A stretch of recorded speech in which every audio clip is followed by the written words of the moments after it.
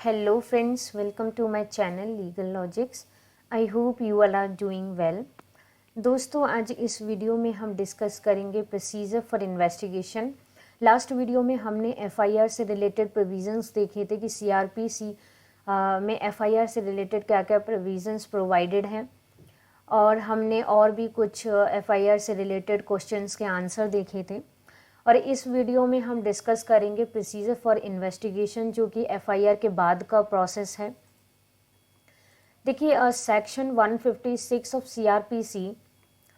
कहता है कि अगर किसी पुलिस ऑफिसर के पास कोई कॉग्निजेबल ऑफेंस से रिलेटेड कोई इंफॉर्मेशन रिसीव होती है, तो ये उसकी ड्यूटी है कि वो किसी मजिस्ट्रेट के ऑर्डर के बिना उस केस से रिलेटेड इन्वेस्टिगेशन स्टार्ट कर सकता है। यहाँ पर कोई प्रियोर ऑर्डर, प्रियोर परमिशन की ज़रूरत नहीं है मजिस्ट्रेट की, क्योंकि यहाँ पर कॉग्निजेबल केसेस हैं। ओके, नेक्स्ट बात करता है no proceeding of a police officer in any such case shall at any stage be called in question on the ground that the case was one which such officer was not empowered.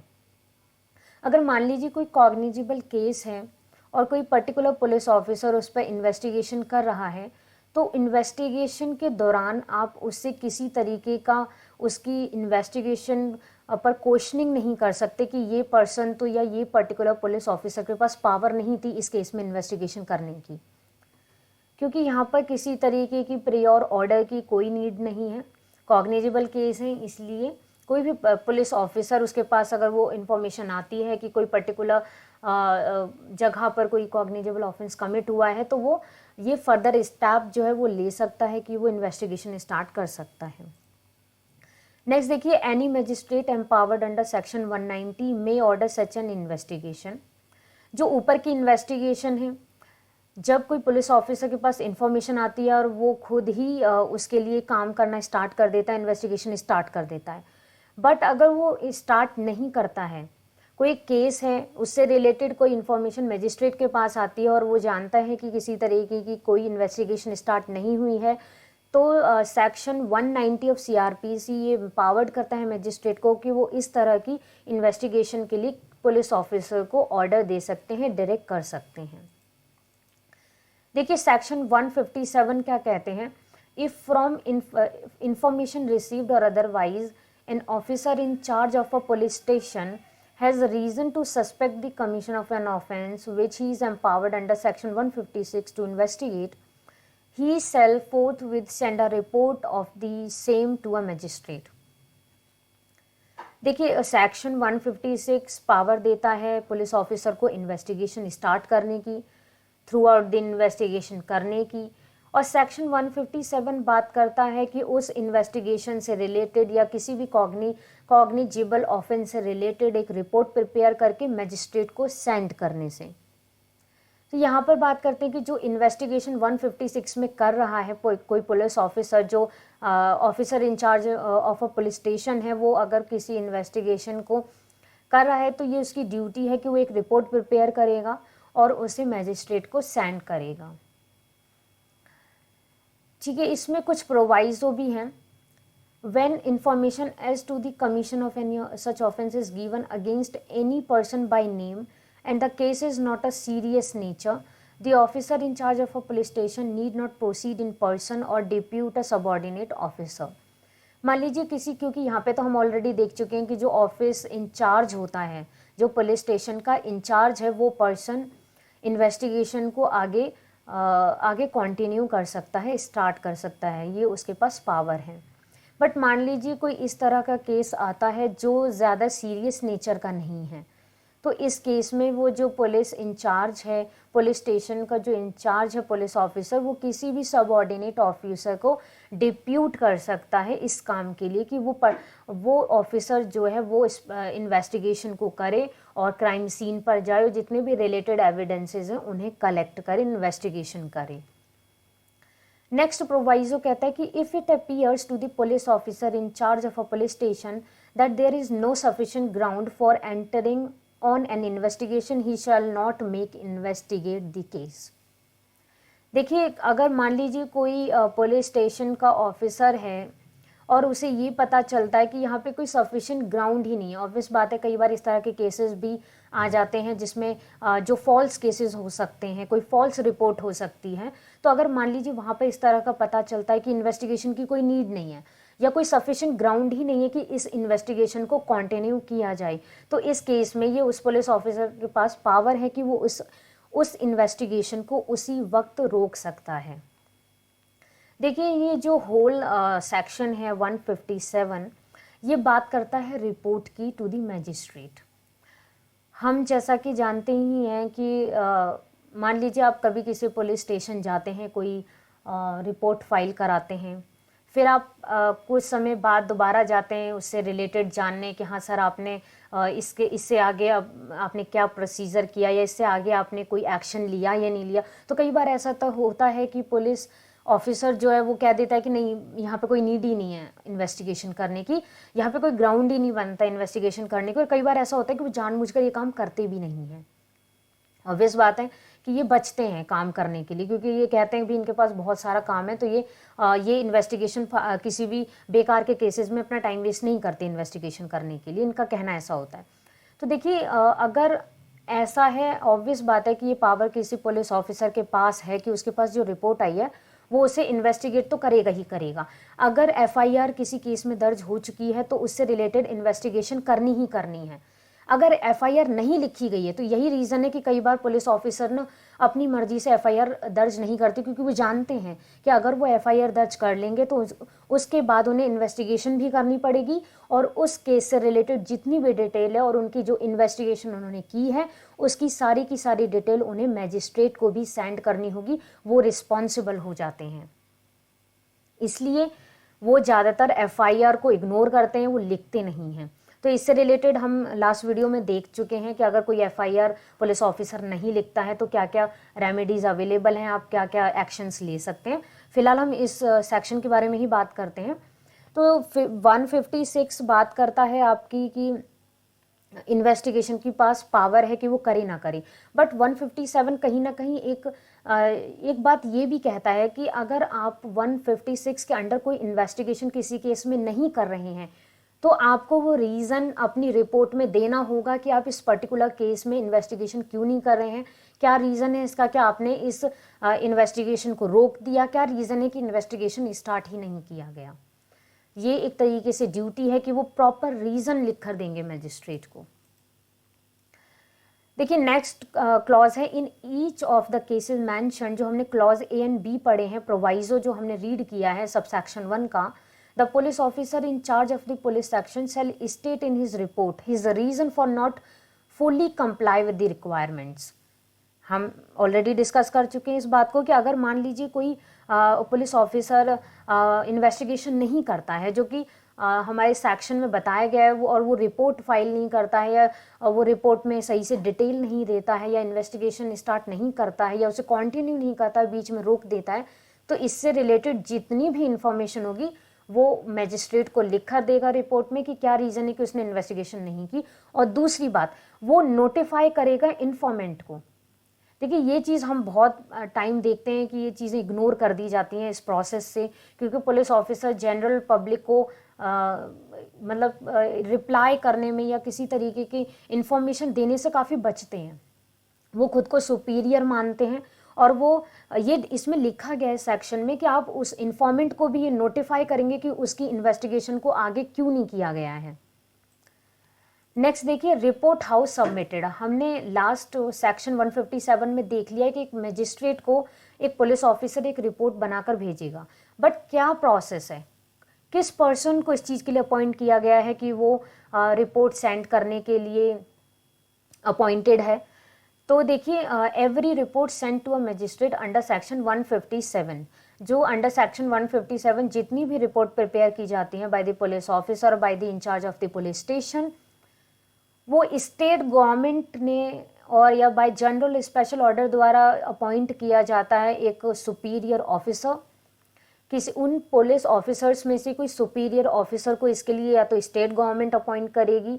और या general या special order द्वारा वो appoint किए जाते हैं कि वही पर्सन जो है मजिस्ट्रेट को रिपोर्ट सेंड कर सकते हैं। नेक्स्ट देखिए, such superior officer may give such instruction to the officer in charge of police station as he thinks fit and shall after recording such instruction on such report transmit the same without delay to the magistrate। और जो superior officer जो इस काम के लिए appoint किया गया है, रिपोर्ट को मैजिस्ट्रेट तक सेंड करने के लिए अपॉइंट किया गया है, अगर वो ठीक समझता है तो वो पुलिस स्टेशन के इंचार्ज ऑफिसर को भी इस काम के लिए अपॉइंट कर सकता है, और वो पुलिस इंचार्ज भी जो है वो सेक्शन 157 में बनाई गई रिपोर्ट को मैजिस्ट्रेट को सेंड कर सकते हैं। नेक्स्ट देखिए, power to hold the investigation. Next बात करता है सेक्शन 159 कि किसके पास पावर है जो इन्वेस्टिगेशन कर सकते हैं। Such magistrate on receiving such report, क्योंकि हम ऑलरेडी देख चुके हैं कि 156 बात करता है पुलिस ऑफिसर्स की जिनके पास पावर है कि वो इन्वेस्टिगेशन कर सकते हैं। नेक्स्ट सेक्शन हमने देखा तो 157 जो रिपोर्ट प्रिपेयर की जाती है उसे वो मैजिस्ट्रेट के पास सेंड करेंगे, और सेक्शन 158 कि किस पर्सन को अपॉइंट किया गया है वो रिपोर्ट को सेंड करने के लिए। ये 3 सेक्शन हम इस वीडियो में देख चुके हैं। अब देखिए सेक्शन 159 बात करता है कि अगर मान लीजिए पुलिस ऑफिसर किसी भी रीजन से उस रिपोर्ट में मना कर देते हैं इन्वेस्टिगेशन करने के लिए, तो वो magistrate on receiving such report में डायरेक्ट एन इन्वेस्टिगेशन। अगर मैजिस्ट्रेट को फील होता है नहीं पुलिस ऑफिसर ने ये गलत डिसीजन लिया है, इस पर्टिकुलर केस में इन्वेस्टिगेशन करना ज़रूरी था और उसे आगे प्रोसीड करना भी ज़रूरी था, तो मैजिस्ट्रेट के पास ये पावर है कि वो इन्वेस्टिगेशन करने के ऑर्डर दे सकते हैं। और if he thinks fit at once proceed or depute any magistrate subordinate to him to proceed to hold a preliminary inquiry into or otherwise to dispose of the case in the manner provided in this case। जिस magistrate के पास report गई है वो तो obvious बात है कि वो उस रिपोर्ट को रीड करने के बाद अगर किसी भी केस में ऐसा लगता है कि इन्वेस्टिगेशन करना ज़रूरी था और पुलिस ऑफिसर ने इन्वेस्टिगेशन नहीं की, अपना रीज़न भी डिस्क्राइब कर दिया बट वो रीज़न अनरीजनेबल है, तो इस केस में मैजिस्ट्रेट ऑर्डर कर सकते हैं इन्वेस्टिगेशन के लिए। और नेक्स्ट जो थिंग है वो ये है कि अगर मैजिस्ट्रेट को ऐसा लगता है कि इस चीज़ के लिए उन्हें किसी सबऑर्डिनेट को ये काम दे देना चाहिए तो वो ऐसा भी कर सकते हैं, और वो जो सबऑर्डिनेट मैजिस्ट्रेट है वो प्रिलिमिनरी इंक्वायरी बैठा सकता है ये जानने के लिए कि हाँ इस पर्टिकुलर केस में इन्वेस्टिगेशन ज़रूरी है और आगे फर्दर प्रोसीड भी करना चाहिए, और अगर ऐसा नहीं लगता है तो उस केस को डिस्पोज ऑफ भी किया जा सकता है सबऑर्डिनेट मैजिस्ट्रेट के द्वारा। नेक्स्ट देखिए बात करते हैं अटेंडेंस ऑफ विटनेसेस की, सेक्शन 160। अब हम प्रोसेस जो है आगे फॉरवर्ड कर रहे हैं कि हम सेक्शन 159 तक आगे, जहाँ तक बात आती है कि मैजिस्ट्रेट ने अब स्टार्ट कर दिया इन्वेस्टिगेशन। जब मैजिस्ट्रेट ने इन्वेस्टिगेशन स्टार्ट कर दिया तो ऑब्वियस बात है कि विटनेसेस को बुलाया जाता है, उनसे टेस्टिमनी ली जाती है, जो भी उन्होंने देखा सुना, जो भी उनके पास अगर वो किसी पर्टिकुलर केस से रिलेटेड फैक्ट्स को जानते हैं तो विटनेसेस की अटेंडेंस से जो रिलेटेड सेक्शन है वो सेक्शन 160 ऑफ CRPC है। देखिए वो क्या कहता है ये section, any police officer making an investigation under this chapter may by order in writing require the attendance before himself of any person being within the limits of his own or any adjoining station who from the information given or otherwise appears to be acquainted with the facts and circumstances of the case, and such person shall attend as so required। देखिए अगर जब कोई police officer investigation कर रहा है तो section 160 ये power देता है पुलिस ऑफिसर को कि वो राइटिंग में किसी भी विटनेस को बुला सकता है और उस विटनेस को आना ही पड़ेगा अटेंडेंस देने पुलिस स्टेशन, और अगर कोई एडजॉइनिंग स्टेशन है उससे रिलेटेड भी किसी विटनेस को बुलाना है तो उसे भी बुलाया जा सकता है। इसका प्रोवाइजो देखिए क्या कहता है कि that no male person under the age of 15 years, 15 साल से कम का अगर कोई बच्चा है या 65 ईयर से कोई ऊपर कोई पर्सन है यानी कोई बुजुर्ग व्यक्ति है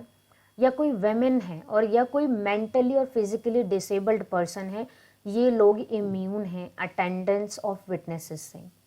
इस सेक्शन से, सेक्शन 160 से इम्यूनिटी मिली है। जो बच्चा जो है वो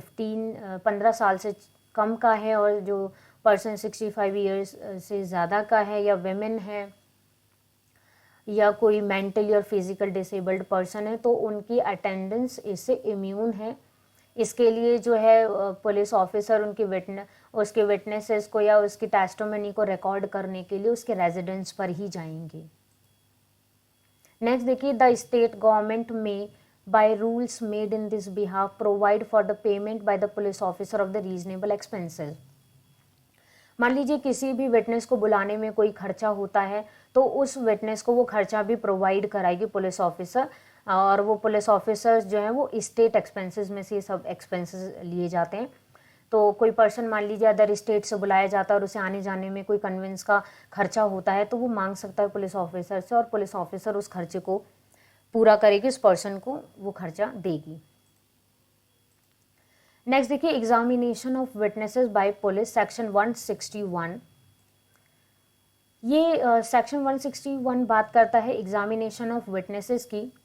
Any police officer making an investigation under this chapter, or any police officer not below such rank as the state government may by the general or special order prescribed in this behalf, acting on the requisition of such officer, may examine orally any person supposed to be acquainted with the facts. Section 161 का clause 1 कहता है कि police officer जो है वो किसी भी person को जो कि उस पर्टिकुलर केस से रिलेटेड फैक्ट्स को जानते हैं, या किसी भी पुलिस ऑफिसर को लगता है कि ये पर्सन जो है वो इस केस के फैक्ट्स और सर्कमस्टेंसेस को जानते होंगे, तो वो उस पर्सन को बुला सकते हैं और उस पर्सन को एग्जामिन कर सकते हैं। Next, such person shall be bound to answer truly all questions relating to such case put to him by such officer other than question the answer to which would have a tendency to expose him to a criminal charge or to a penalty or forfeiture. Next देखिए, next clause कहता है कि जिस person को भी examine करने के लिए बुलाया जाएगा वो बाउंड है कि वो सच बोलेगा, उसे सच ही बोलना है, और पर उस सच बोलने में ये नहीं है कि वो किसी भी इस क्वेश्चन का आंसर करे जिसमें वो खुद को एक्सपोज कर दे। देखिए, बहुत सिंपल सा मीनिंग है कि आप अपने ही अगेंस्ट कोई एविडेंस नहीं देंगे। आपको